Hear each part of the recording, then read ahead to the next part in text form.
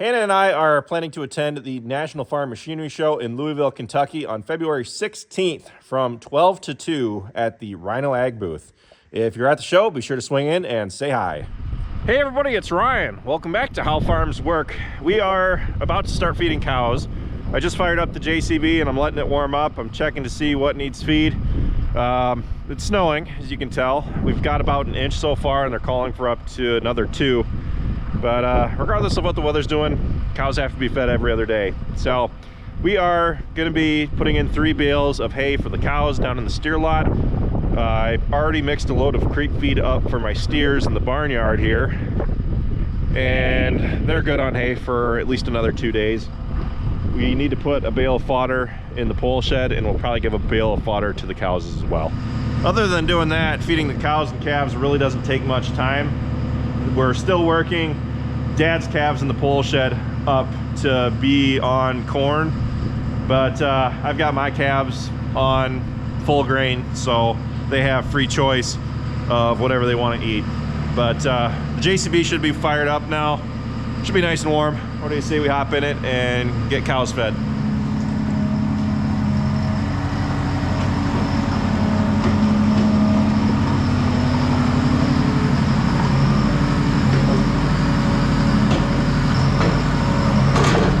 One of the biggest things that I wanted for Christmas was a phone mount for the JCB, because when I'm mulching, or when I was mulching 2 weeks ago, I had to set my phone down and keep the map up so I knew where the property lines were, and I didn't have a place to put my phone. So I got a suction cup mount that works really well. That way my phone's nice and in my face. I have it lined up so it's in front of the corner post so that it's not obstructing my view in any way, and that way it's a lot closer to my face so I can see what's going on.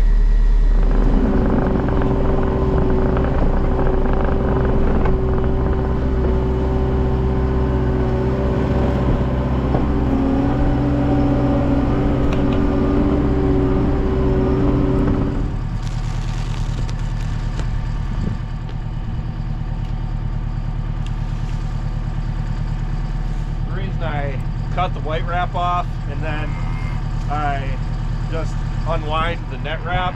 It's because these bales, they're great bales, quality is amazing, but with how they were made, at least right now, whenever I cut them, it creates a cut in the face of the bale, and that's what keeps it together. So by the time I get it out to the feeder, the bale's half gone because the bale has just completely fallen away. There's nothing holding it together. Seems like it stays together better. That's what I like to call the good stuff.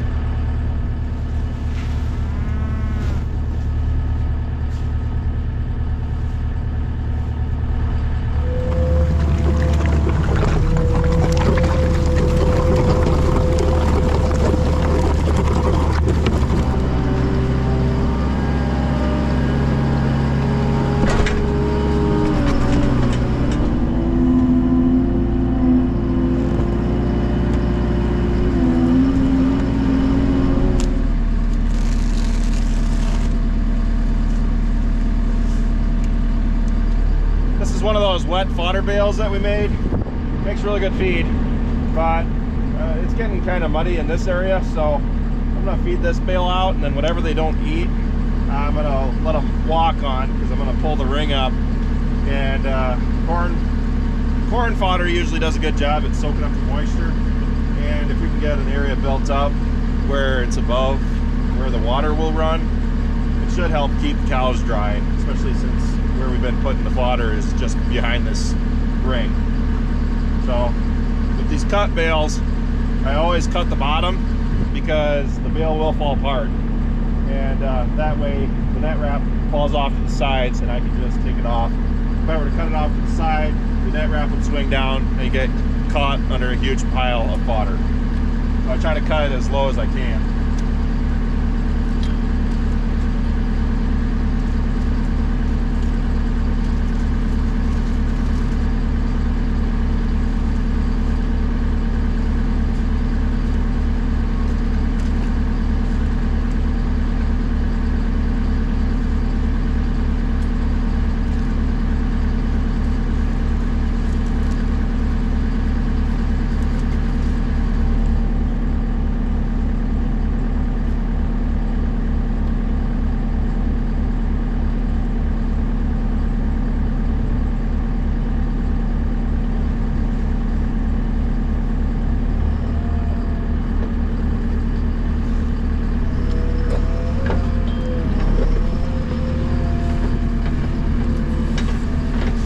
Nutrition-wise, there's not a lot of feed value in corn fodder.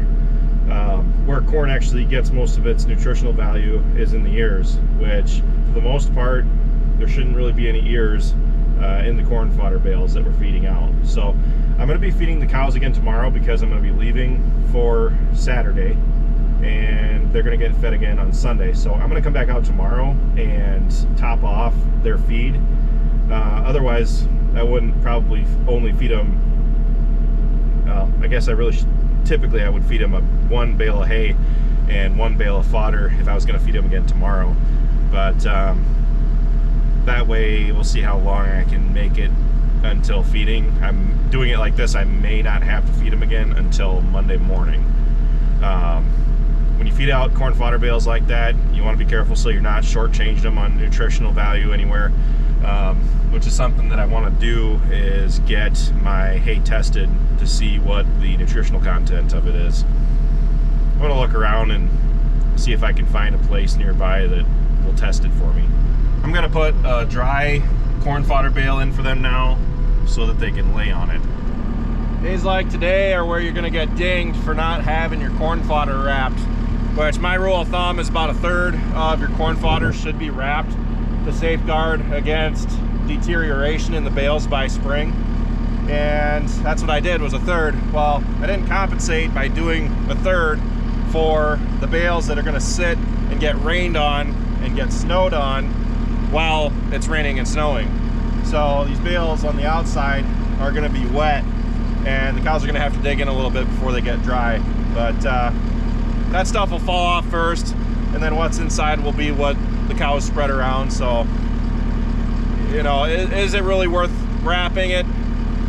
Probably to an extent, but it's still not worth wrapping all your bales because you can save some for the nicer days.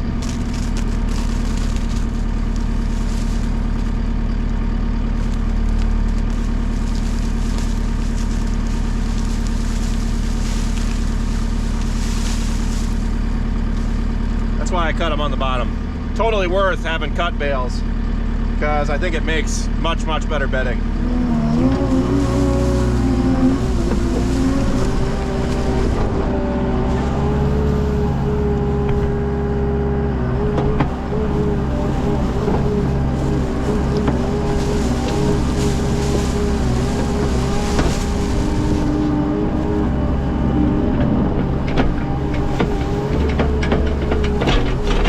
This is where our click counter app comes in handy. So we just fed out 2 hay bales, subtract it to 229.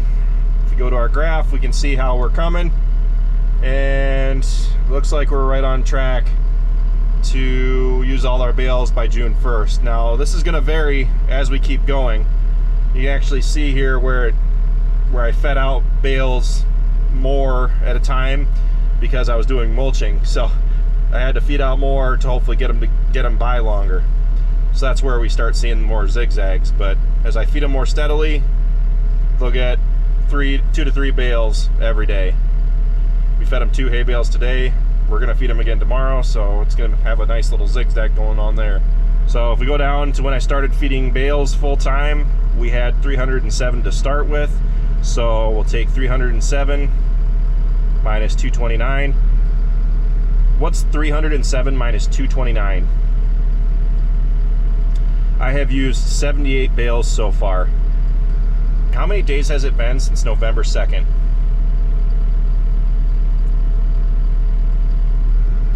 What's 56 divided by 79?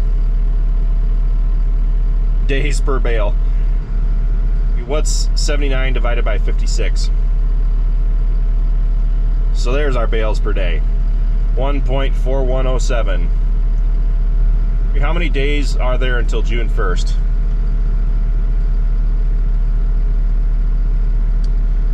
What is 156 times 1.41? At the current rate that we're using bales, on June 1st, if we keep this trend up, we'll have used 219 bales, or 220 at that rate. So we'll have 9 bales left over.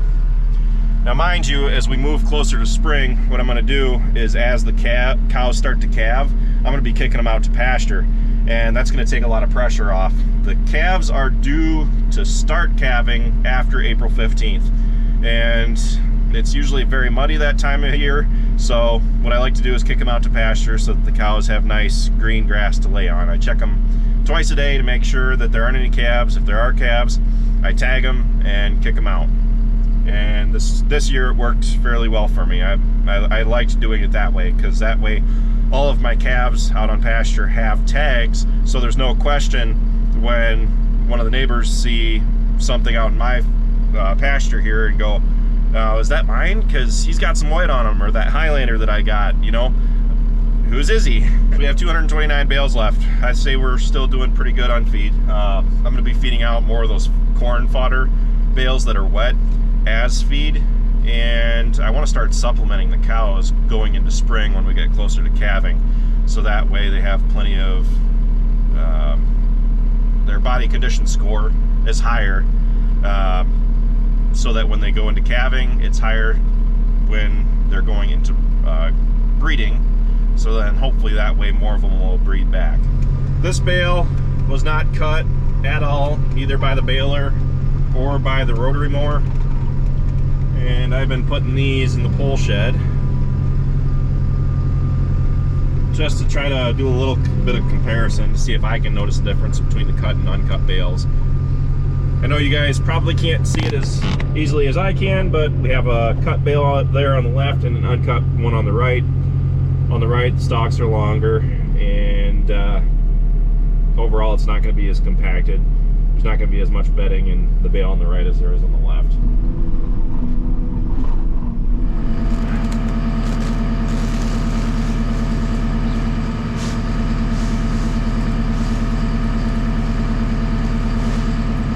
Aside from making better bedding, by using uncut bales in the pole shed, I want to see if there's a difference in how it breaks down when we go to spread it.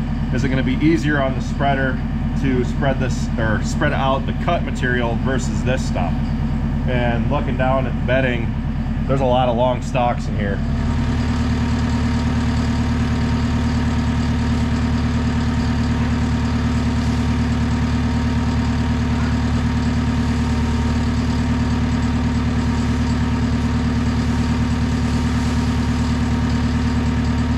So there's what the rain does when the bales get rained on as you're wrapping them. That's probably for the most part superficial, for the most part.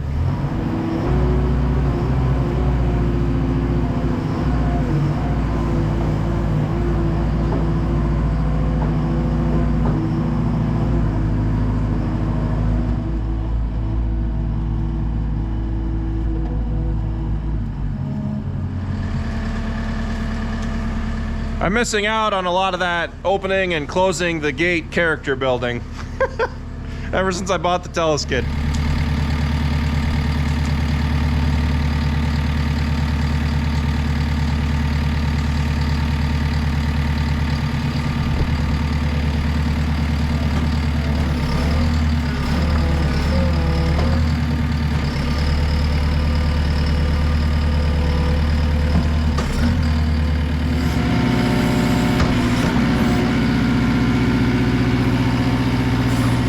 One of you asked how we keep the mud out of the tracks when we're feeding cows. And my answer to that is the same as how we would feed cows with the wheeled machine. We couldn't, we wouldn't, we won't, we can't.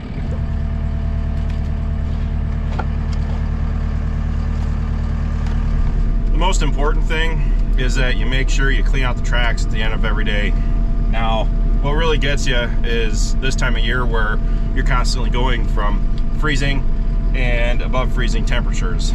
And if you don't clean out the tracks regularly, the tracks will freeze up, and it's just a hard time of year right now because the mud is wet and loose down in the lots. So once we get a good freeze and things start firming up, it's actually a lot easier to keep the tracks clean in the winter months. It's in the spring and fall when you're in that transition phase that gets you the worst, and sometimes they can last a month each or more in the spring and fall. So just make sure you clean out your tracks. But there's no way we could feed cows here with a wheeled machine. I kind of attribute being able to feed the cows to my being able to grow my herd more, and having my own skid or CTL, my own loader out here. It's a lot more convenient for me to hop in it and go feed cows versus having to run the skid steer from either the main farm or down at Travis's all the way out here just to feed. And we did that for a while, and for the cows that we had, it was tough because the Bobcat saw a lot of road time. But we're gonna go down. We gotta throw the wrap away, which I throw it into a dumpster and it gets hauled out to a landfill. Now you can recycle. I know that there are companies that recycle the white wrap because there's been a few comments in the past about how much it uses. I totally agree until I can afford to put up a building of my own. It's just how it's got to be. And I don't think or know of any local areas that would be able to take all of this wrap and then get rid of it, or didn't be able to recycle it. I don't know of anybody local that does it. If you guys know, let me know and I'll look into it. But I pay roughly $80 a month for the dump truck to come every week and empty out my dumpster, which as it stands, once a week I can fill it up, and by the time he comes and picks it up, it's full and can be overflowing depending on how much else we throw in there. In our next video, I'm going to be trying to call around to see where I can get a feed analysis done on the hay. I'm just going to take a sample from the face and see what I can find, and I want to know what I'm feeding out to make sure that I'm not shorting the cows on anything. So be sure to look out for that video.